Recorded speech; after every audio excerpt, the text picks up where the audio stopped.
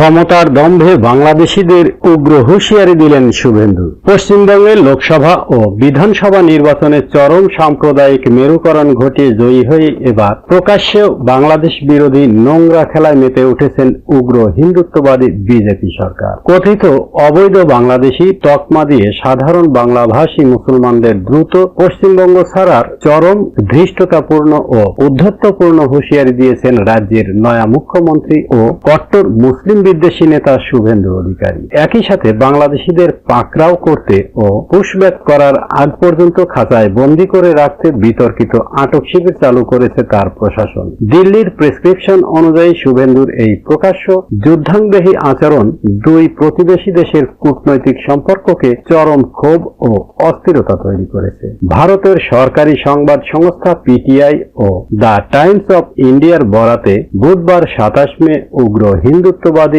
এই রাজ্য সরকারের চরম বাংলাদেশ বিদ্বেষী ও মুসলিম নিপীড়নমূলক সিদ্ধান্তের খবরটি সামনে এসেছে। 26 মে মঙ্গলবার নদিয়া, হুগলি ও উত্তর 24 পরগনা জেলার শীর্ষ কর্মকর্তাদের নিয়ে কল্যাণীতে এক বিশেষ প্রশাসনিক বৈঠক শেষে সাংবাদিকদের মুখোমুখি হন মুখ্যমন্ত্রী শুভেন্দু অধিকারী। ক্ষমতার দম্ভে অন্ধ শুভেন্দু এ সময় চরম উগ্র ভাষায় দাবি করেন, উত্তর 24 পরগনা জেলার হাকিমপুর চেক পয়েন্টে বিপুল সংখ্যক অবৈধ বাংলাদেশি জড়ো হয়েছেন। তিনি প্রশাসনকে আদেশ দেন তাদের যেন দ্রুত পুশব্যাক করা হয়। বর্ডার সীমান্তে জড়ো হওয়া লোকজনকে টার্গেট করে ভারতের এই পুতুল মুখ্যমন্ত্রী অত্যন্ত নিচু ভাষায় হিন্দিতে হুমকি দিয়ে বলেন, জলদি জলদি ভাগো, নেহি তো জো করনা হয় সরকার করেগা, অর্থাৎ তাড়াতাড়ি এই দেশ ছেড়ে পালাও, অন্যথায় সরকার যা করার তাই করবে।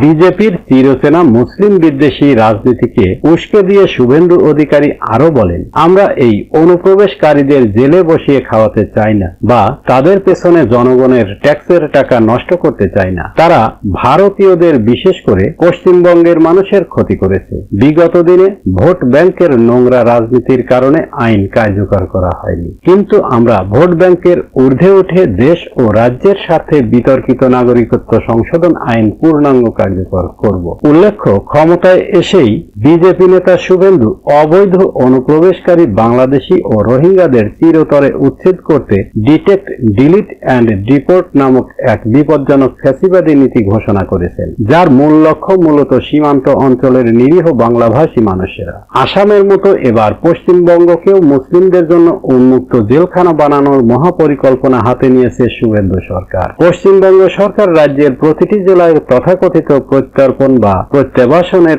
আনুষ্ঠানিকতা শেষ না হওয়া পর্যন্ত আটক বাংলাদেশী এবং কারামুক্ত বন্দীদের খাঁচায় বন্দী রাখার জন্য অস্থায়ী আটক শিবির বা আটক কেন্দ্র স্থাপনের চূড়ান্ত নির্দেশনা জারি করেছে। ইতিমধ্যেই শুভেন্দুর এই ফ্যাসিবাদী নির্দেশ বাস্তবায়ন করে রাজ্যের প্রথম জেলা হিসেবে মালদায় একটি কুখ্যাত আটক শিবির চালু করা হয়েছে। ইংলিশ বাজারের চন্দন পার্কে অবস্থিত এই অন্ধকার শিবিরে বর্তমানে নারী ও শিশু সহ 9 জন সন্দেহভাজন নিরীহ বাংলাদেশিকে কড়া পাহারার মধ্যে গাজলের পান্ডুয়া এলাকা থেকে এনে বন্দী করে রাখা হয়েছে।